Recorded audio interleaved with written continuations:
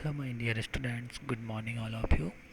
नमस्ते बेटियों, हमेशा खुश रहिए, मुस्कुराते रहिए, खूब पढ़िए लिखिए और तरक्की कीजिए। साथ में अपने माँ बाप का, अपनी यूनिवर्सिटी का और देश का नाम रोशन कीजिए।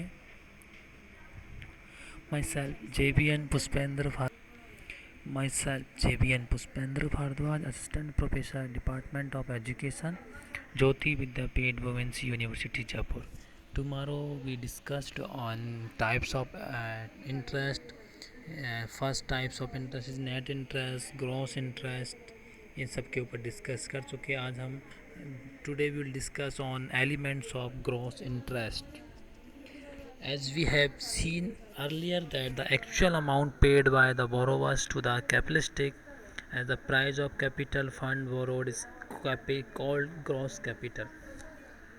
मतलब जो भी फंड्स बोरोवर ने जो बोरो की है उसके ऊपर उसने जो भी एक्स्ट्रा प्राइस जो चुका है कैपिटल के, जो भी पेड किया है amount, actual amount paid by borrowers to the capitalistic, तो that is called gross interest. Gross interest includes, besides net interest, the following elements. First elements of gross interest is payments or compensation for risk. The lender has always to bear the risk that the loan may not be repaid.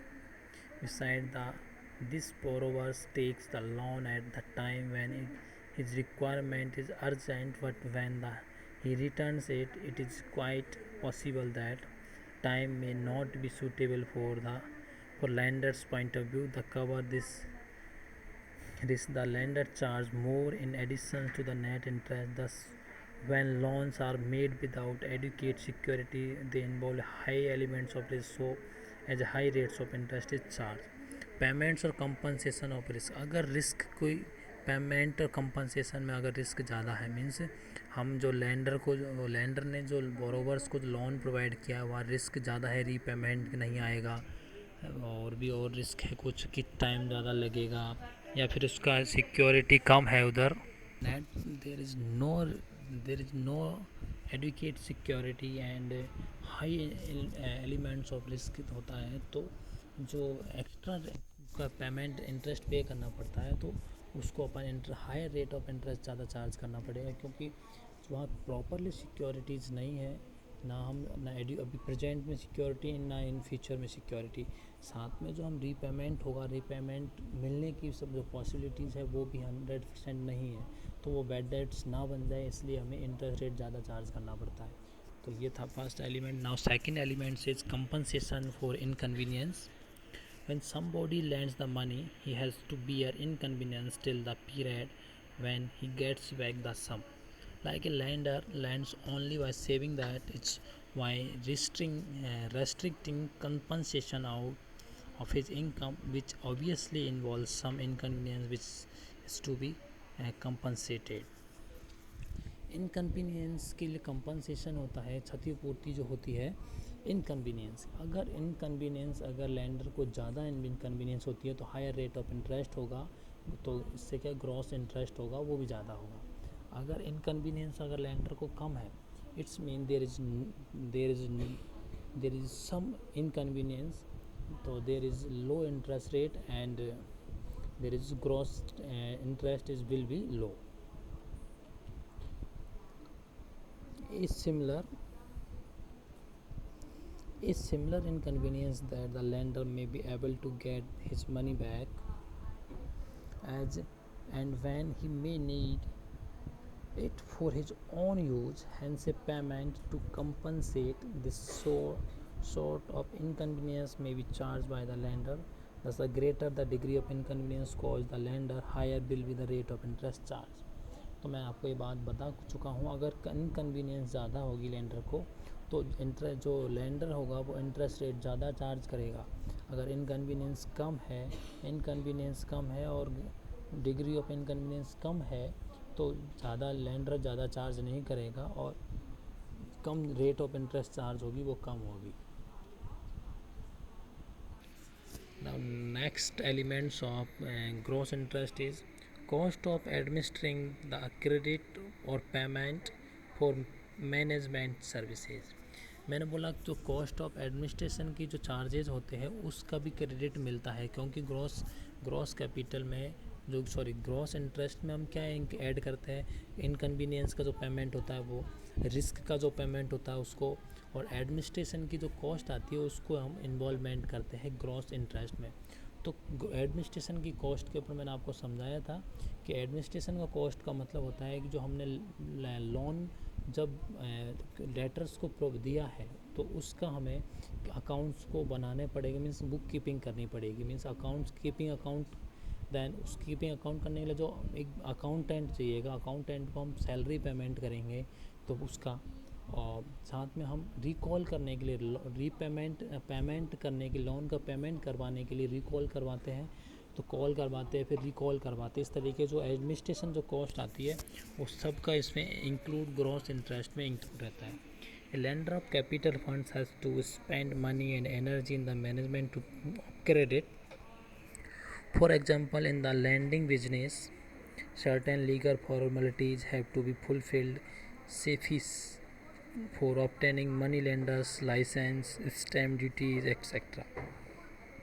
Proper accounts must be maintained. He has to maintain his staff as well. For all these sorts of management services, rewards has to be paid by borrowers to the lender. Therefore, gross interest also includes payment for management expenses.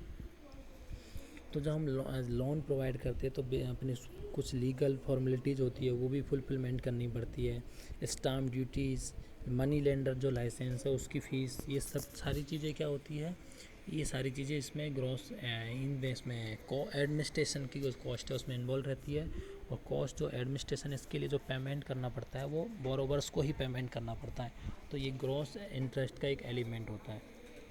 Next elements of gross interest is compensation of the charging value of money.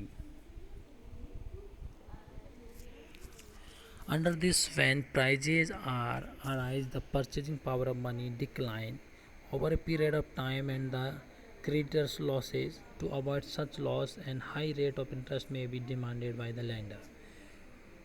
अगर market में price increase हो जाती है तो power of money की जो है वो डिक्लाइन हो जाती है, परचेजिंग पावर, क्योंकि जिस टाइम पर लेंडर ने लोन प्रोवाइड किया था डेटर्स को तो उस टाइम मार्केट में जो पावर ऑफ मनी थी वो ज़्यादा थी, परचेजिंग पावर ऑफ मनी, उसके बाद मार्केट में प्राइजेज और बढ़ जाते हैं मार्केट, तो purchasing power of money decline आ जाती है। इसके मीन जो मनी की जो परचेजिंग पावर डिक्लाइन हुई, इट मीन्स जो मनी की जो पावर है वो घट गई। जैसे मैं एग्जांपल लूँ, मार्केट में अभी रेट प्राइस है एक समोसे की कीमत है 10 रुपये, अभी हमारे पास है 20 रुपये, तो मार्केट में समोसा लेने जाते हैं तो 20 रुपये के 2 समोसे मिलेंगे, और जैसे ही हम कल जाते हैं समोसे लेने तो एक समोसे की कीमत 12 रुपये जाती है, तो इट्स मीन्स 20 रुपीज़ के समोसे कितने आएगा, केवल एक आएगा, क्योंकि 8 रुपये हमारे कोई वैल्यू नहीं रखते, जो it's called purchasing power of money. Then purchasing power of money decline, the जो क्रेडिटर्स होगा, क्रेडिटर्स जो चार्ज करेगा इंटरेस्ट रेट वो हाई चार्ज करेगा, क्योंकि जो परचेजिंग पावर ऑफ मनी है वो उसकी रिस्क वो खुद बियर करता है। To avoid such loss and high rate of interest may be demanded by the lender. Therefore gross interest equal to net interest plus payment for risk plus payment for management services plus compensation for the changing value of money। तो ये अपना gross interest है, ये सारी चीज़ें elements है, इसमें सारे चीज़ इंक्लूड होंगे, तो देन इन सब को नेट इंटरेस्ट में ऐड करने के बाद हमारा निकल के आएगा gross interest. In economic equilibrium the demand and supply for capital determines the net rate of interest, but in practice gross interest rate is charged. Gross interest rates are different in different cases at different place and different times for the different individuals। जो gross rate of interest है, तो gross interest की जो rate है different time पे different persons के according change होती रहती है। इसमें कोई, जैसे कि मैं बोलूँ, मेरा जो क्रेडिटर्स है मेरा जान पहचान वाले है, तो मुझसे वो higher rate of interest charge करेगा, लो इंटरेस्ट चार्ज करेगा, इट मीन वो थोड़ा तो अदर पर्सन के कंपेरिजन में मेरे से थोड़ा कम इंटरेस्ट रेट चार्ज करेगा। अगर मैं ऐसे लेंडर के पास जाऊँ या क्रेडिटर्स के पास जाऊँ जो मेरे बिल्कुल नॉन में नहीं, तो मुझसे high rate of interest charge करेंगे वो, ठीक है। तो ये अलग अलग डिफरेंट टाइम पर, डिफरेंट इंडिविजुअल के पर्सन पर, डिफरेंट केस में जो इंटरेस्ट ग्रॉस इंटरेस्ट रेट है वो अलग अलग हो सकती है। तो ये डिस्कस किया अपन ने एलिमेंट्स ऑफ ग्रॉस इंटरेस्ट। मैंने इसको आपको डायग्राम के थ्रू भी समझा रखा है। देखो नेट इंटरेस्ट है, फिर insurance against risk, business risk and personal risk, फिर next is reward for inconvenience expenses over management services. इस तरीके से मैंने आपको एक ग्राफ भी दे रखा है। तो ये डिस्कस किया हमने एलिमेंट्स ऑफ ग्रॉस इंटरेस्ट। इसको नेक्स्ट क्लास में कंटिन्यू करते हैं बच्चों। Thank you so much, enjoy your day.